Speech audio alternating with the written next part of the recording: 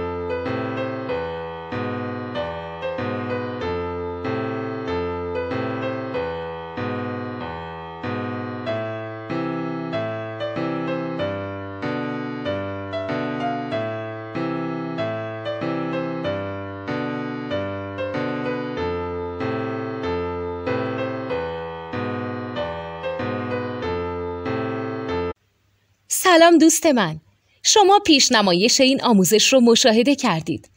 برای دیدن آموزش به صورت کامل میتونید به وبسایت نوت 2 که مرجع آموزش موسیقی هست مراجعه کنید.